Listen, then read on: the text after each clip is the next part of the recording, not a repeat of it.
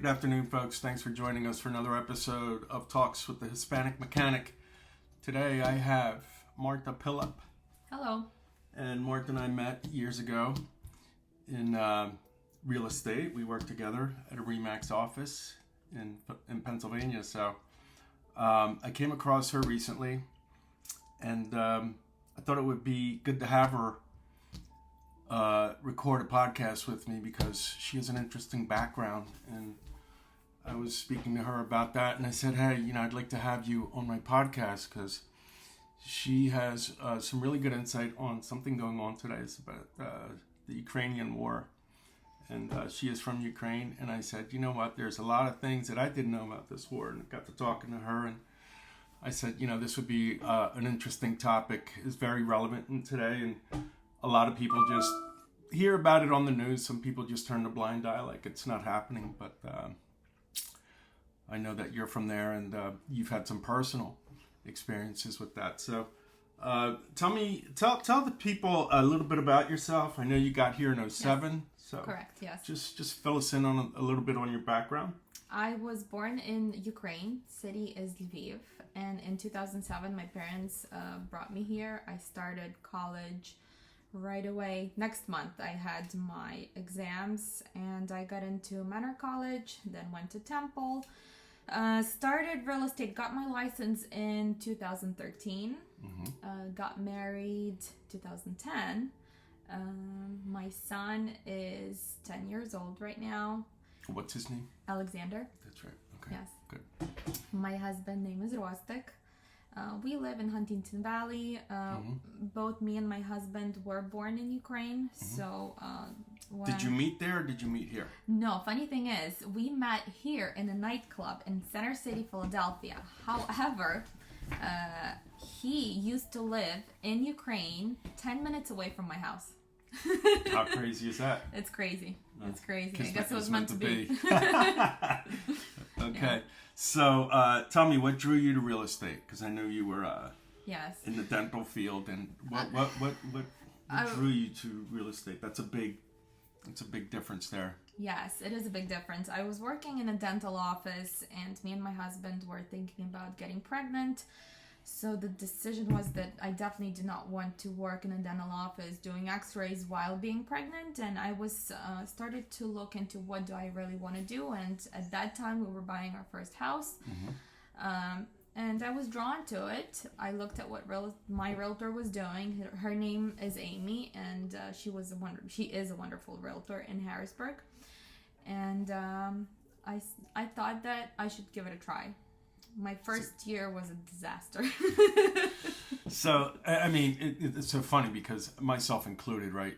I had my own company, and people were always telling me, "Oh, you have a great personality." Even really young age, 21, I was in the casinos. And there was a real estate convention coming in every summer, end of August, and every year in, year out. Oh, you should get into real estate. You do this. It just never really caught my eye. But I think the lure of the real estate for a lot of people is you're selling homes. There's a prestige attached to it.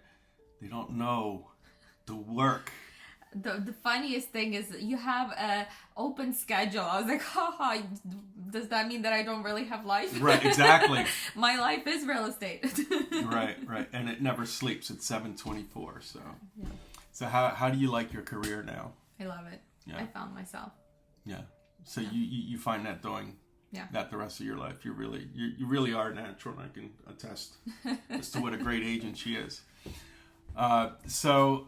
Okay, so you've been in real estate now for how many years? 11.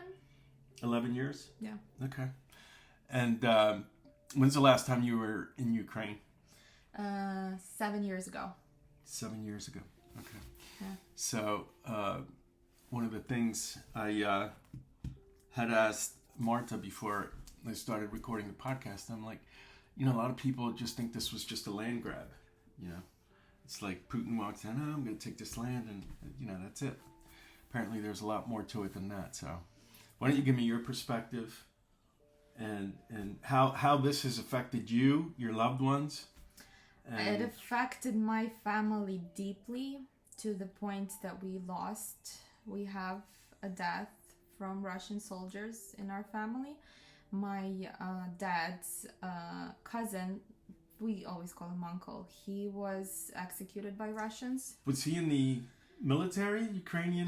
When the war started, he conscripted as a volunteer. Okay. And he died in the battle for So he wasn't trained professionally by the military. He was just a volunteer to go help in the war. When the war started, so the war officially the war started in 2014, but they started bombing the whole Ukraine in 2022. And the first day of February 24th, when they start bombing everything, everybody conscripted. Basically, most of men conscripted. So let me get this straight. So just like, let's say May. Okay, right. I see what's happening. Hey, I want to go help these guys out now. Geared up as a soldier and go fight on the front lines. Literally, no training. No. Well, how does that work? Or do I just volunteer?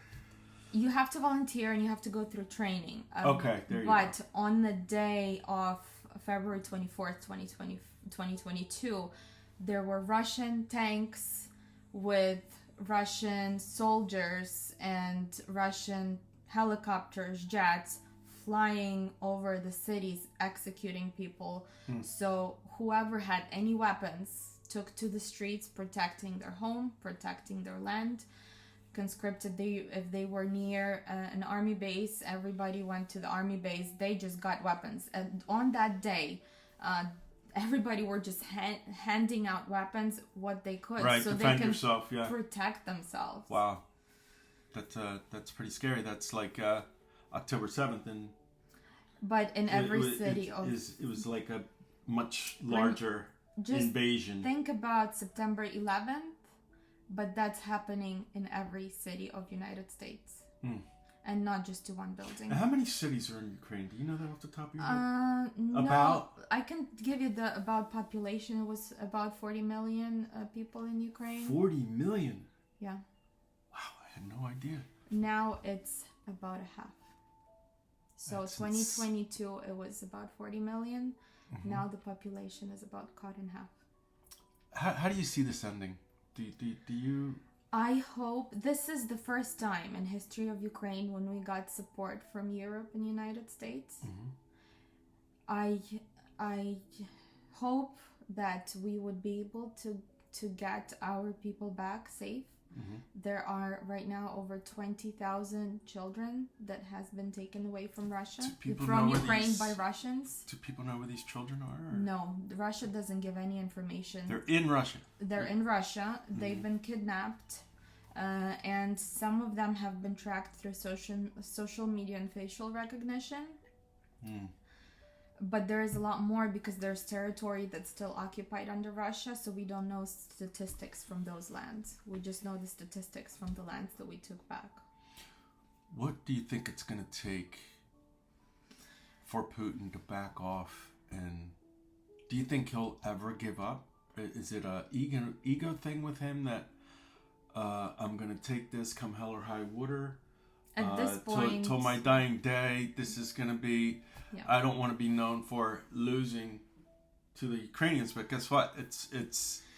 I think it's not going his way. Let me just say that, right? When they invaded, Russia said that they're going to take over Ukraine in 3 days. They did not anticipate people coming out and fighting with their bare hands. There's literally, you can watch videos on YouTube when men, bare hands, standing in front of a tank like this, saying, "Don't go, this is my home, my children are there." With their bare bodies, they were stopping this war. These Russian soldiers who were doing this horrendous killing and raping.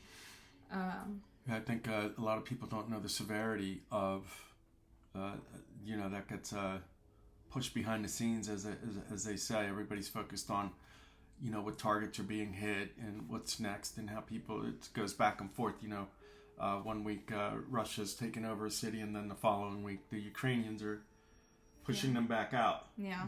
And I know this is not what Putin expected, but on top of that, I think the atrocities and just the war crimes that have been committed there are not being brought to light. And to me, in this day and age, I just find it totally unacceptable. I mean, where's the Well, where's the outrage? Just to be clear, we're on the verge of World War III, and he will not stop. He is. I'm not even sure if he's a human at this point. Mm-hmm. He is in the same line as Hitler and Stalin. Mm-hmm. The things that he does to humans right now Mm-hmm. is exactly what happened in World War II. Mass executions, wiping down cities with population of 1 million people, nothing left. Targeting hospitals, schools, delivery centers, just as targeting facilities that have the most innocent people. Right. To wipe down the generation. Like there's no remorse, there's no compassion, there's nothing. Everything's off limits. You know, there's no. Yeah, I mean, U.S. and Russia have been in opposition for decades and decades. Mm-hmm. Remember, after World War II, we had a Cold War because of who Russia is. Every decade, it invades a new country, and it sucks the life out of it. Exactly what's happening to Ukraine was happening in Georgia 10 years ago. Right. And it's been happening. Each country that borders with Russia survived through the same thing that Ukraine is surviving right now. Maybe not to same capacity as Ukraine is suffering right now because of the mass bombing, but to something very similar. It's a genocidal war where they want to take over and they will not stop. So if Ukraine does not win, we will be in World War III, where then our kids will be in Europe, boots on the ground, risking their life. Yeah. So again, what do you think it would take? Nothing. Of his take? It'd take for him to back off. He would need to die. Yeah. That's it. Just like Hitler. Yeah, it's crazy. I want to say, I know you've been here in the States for a while. You have a way different life than you would have if you were living there now. You said you want to go back, and your husband says, over my dead body. And I tell you, please don't go, Marta, because I don't know if I'll ever see you again. I do. I want to visit. I got to admire the awareness that you bring from your homeland to the U.S. and the passion you carry with that. And as you said, the direct suffering that affected your family, and in a personal way, because you did lose a family member through the war, and I'm sure you have family members that are dislocated now, and they're not just dislocated. I have family members fighting at the front lines as we speak. Yeah. Friends, family. Yeah. I support them as much as I can. I'm sure you do, and you're always involved with the Ukrainian community, be it with concerts supporting the war and fundraising efforts, the Ukrainian community centers that are local to us and everything else. So I applaud you for that. And I'm sure in your work, if people know about this because you're so passionate about it, you're just as passionate as you are with the real estate, as your cause for bringing attention and awareness to it's still going on. You know what I mean? And just because it's been a year, 2 years, 3 years, people seem to forget, oh, well, it's still going on. You know what? It's just as bad today as it was the first day. Yeah. It probably may be even worse. We don't know that. Yeah. So I applaud you for doing what you do. And I was actually meeting with the governor of Zaporizhia, which is a state in eastern Ukraine, and their statistics are terrifying. They have 300 explosions per day. Due to bombs. Yes. This is just bombs.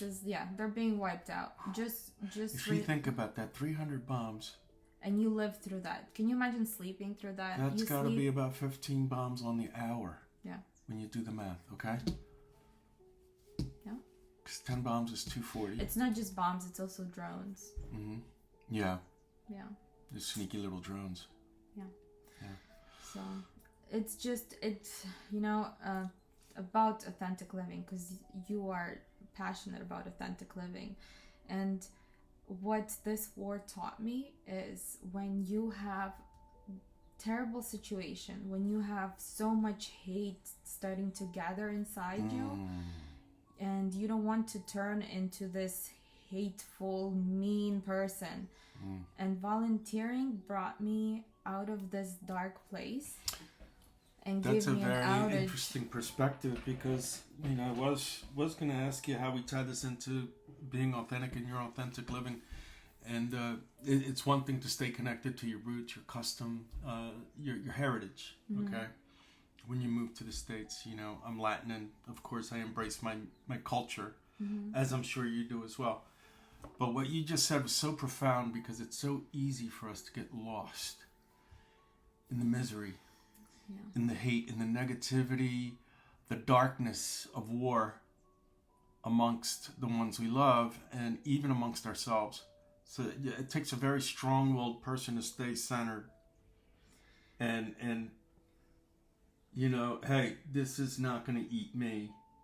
What can I do to help others, and at the same time feel good about what I'm doing, because at least I'm not home just being hateful. Yeah.